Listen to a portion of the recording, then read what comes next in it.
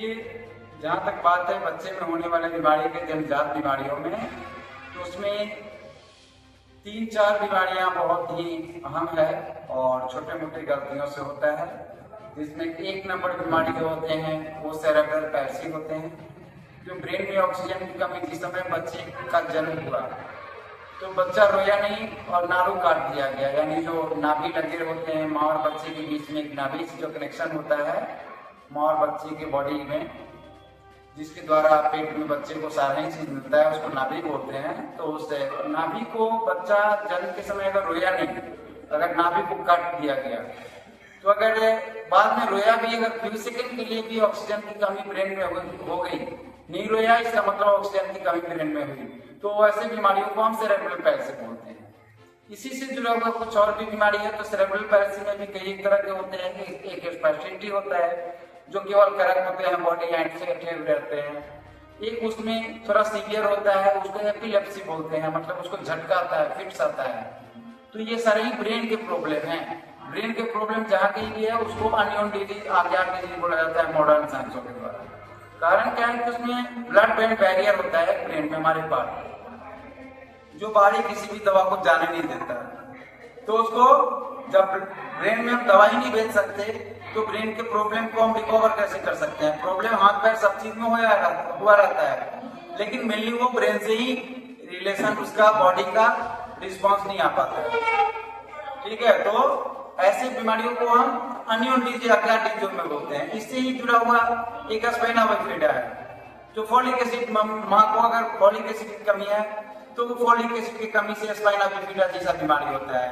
जहां से सेंसेशन आता है उसी मनके में, थोरैसिक मनके में बॉबल की तरह, बैलून की तरह, एक गुब्बारा की तरह बैकबोन में निकला रहेगा और वहां पे बोन से बोन का कनेक्शन नहीं रहता है। तो बोन से बोन का ही कनेक्शन ना रहे तो फिर वहां ब्लड सप्लाई या सेरेब्रोस्पाइनल फ्लूइड जो बोलते हैं, ब्रेन से लेके पूरे बॉडी तक सप्लाई जाता है स्पाइन के द्वारा, वो सप्लाई नहीं होता है एक जगहों से। तो थोड़ा सा उदार टाइप का, घाव टाइप का, उसमें ऑपरेशन भी होता है लेकिन वो बॉडी सेंसेशन आता नहीं है, क्योंकि ब्रेन से कोई मेडिसिन सप्लाई नहीं दे सकते। तो ऐसे में न्यूरोथेरेपी वैसे बीमारियों में सेरेब्रल पैल्सी हो या डाउन में स्पाइना बिफिडा हो, डाउन सिंड्रोम आता है मैंगोलिन, जिसमें जीन संबंधी प्रॉब्लम आते हैं। इसी से जुड़े हुए एक और बीमारी अभी आ रहे हैं। और बच्चों में ही होने वाले एक और अज्ञात बीमारी है जिसमें हाइपर एक्टिविटीज होता है। तो हाइपर एक्टिविटी चाइल्ड बोला जाता है, एडीएचडी बोलते हैं, ऑटिज्म बोलते हैं। सबों में सिस्टम एक ही होता है, आई कांटेक्ट नहीं होता है, खाते पीते वो नहीं है, वो ठीक से सोते ठीक से नहीं है, हाइपर रहते हैं, हमेशा उटपटांग काम करेंगे, उटपटांग बिहेवियर करेंगे, वो मोबाइल पे उनके ज्यादा लत लगे रहेंगे। मतलब जो आप बिलीव नहीं कर सकते वो सब शब्द का यूज करेंगे, जो आप नहीं बताएंगे वो शब्द भी यूज करते हैं वैसे बच्चे, वो ऑटिज्म है। तो उसमें मेनली जो हमारे न्यूरोथेरेपी में डॉक्टर राजपूत राय बेरा जी का कहना है, उसमें भी ब्रेन का गड़बड़ी है, लेकिन वो उसका कारण जो है वो भी बहुत आसान तरीके से समझा जा सकता है और माँ का फीडबैक जो हम लोग लेते हैं उसमें हम लोगों को मिलता है। तो उसमें क्या है कि चाहे तो माँ को हाई बीपी रहा हो जब बच्चे पेट में रहे हो तब, या फिर एक चर्म रोग रहा हो, स्किन डिजीज रहा हो, तो भी ऐसे बच्चे हो सकते हैं।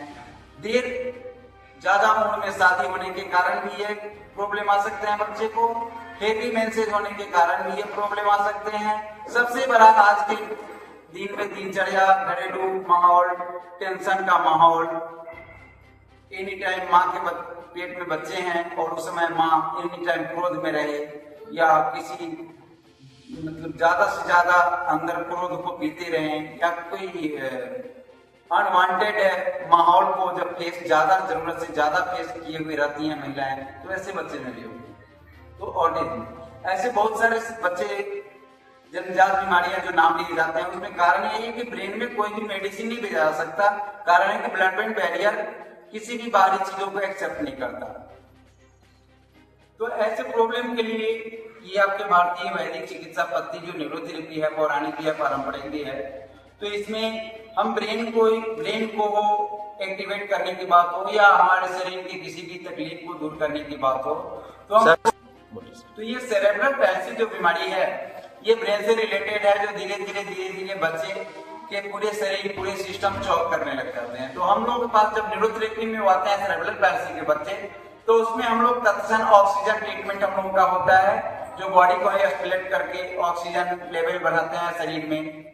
फिर और भी डाइजेस्टिव ऑर्गन को अपडेट करके जो डिजेनरेटेड होते हुए सिस्टम रहते हैं सीपी चाइल्डों में, ब्रेन की कम प्रॉब्लम ब्रेन में आता है, लेकिन धीरे धीरे ब्रेन से बॉडी का कनेक्शन नहीं होने के कारण पूरा सिस्टम सीपी चाइल्डों का डिजेनरेट होते होते वो, इसलिए बोलते हैं कि ये बच्चे अब ज्यादा दिन इलाज नहीं करेगा, इलाज नहीं होगा सीपी चाइल्ड में, लगभग सेरेब्रल पैल्सी में। तो ये न्यूरोथेरेपी में आते ही सीपी चाइल्डों में अप्रत्याशित सुधार देखने को मिलता है, जो प्रथम दूसरे दिन से ही सुधार होने लगता है। उसमें भी सीपी चाइल्ड में भी परसेंटेज है, कोई बिल्कुल ऑन बेड होते हैं, कोई ज्यादा समय में आते हैं, कोई ज्यादा टूट गए रहते हैं, या जन्म के बाद ज्यादा लंबे समय तक। इसमें सबसे बड़ी बात यह है कि कितने देर बाद रोया बच्चा। नारू काटने के बाद जो बच्चा जितना कम समय, जितना जल्दी में रोया है, उतना जल्द रिकवरी भी दिखता है उसमें। जिस बच्चे में घंटों, 2 घंटे, 2 दिन, 4 दिन, 5 दिन, मतलब जितना ज्यादा समय तक वो नहीं रोया, उतना लंबा समय और उतना ज्यादा बॉडी डिजेनरेट हो गया रहता है, तो उसकी रिकवरी में समय लगता है।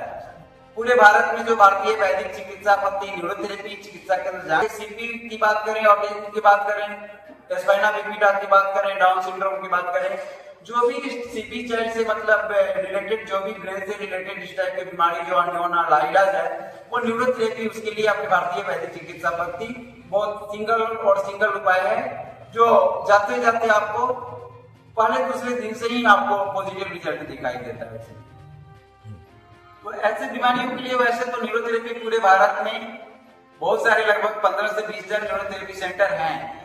ऐसे बहुत सारे आप जानते हैं, कोई भी पॉपुलर चीज होते हैं तो उस पर बहुत सारे अच्छे लोग होते हैं, तो बहुत बड़े लोग भी आ जाते हैं, तो कुछ गलत लोग भी हैं, गलत सेंटर भी है, लेकिन आपको आप जांच पड़ताल करेंगे तो अंदाजा लग जाएगा कि कौन सा सेंटर, कौन सा न्यूरोथेरेपिस्ट ओरिजिनल है या न्यूरोथेरेपिस्ट है या नहीं है, या दूसरे साइंस वाले ही न्यूरोथेरेपी का। तो सबसे बड़ा पहचान है कि जहाँ कहीं भी आपको न्यूरोथेरेपी सेंटर मिलेगा, उसमें न्यूरोथेरेपी चिकित्सा के अलावा कोई भी अन्य चिकित्सा पद्धतियों का चर्चा वहां नहीं करेगा, वो नहीं करेगा। और कोई भी न्यूरोथेरेपिस्ट, जो न्यूरोथेरेपिस्ट हैं, वो किसी भी तरह का मशीनरी और किसी भी तरह का दवा का प्रयोग नहीं करेंगे। वैसे मेरा सेंटर मुजफ्फरपुर चित्रकूट नगर गली नंबर 5 दीपीगंज मुजफ्फरपुर बिहार में है। मेरा नाम विपिन कुमार पाठक हुआ। आप यहाँ अगर बिहार मुजफ्फरपुर से हैं तो आप यहाँ संपर्क कर सकते हैं। मेरा मोबाइल नंबर भी चाहे तो ले सकते हैं 7764918356।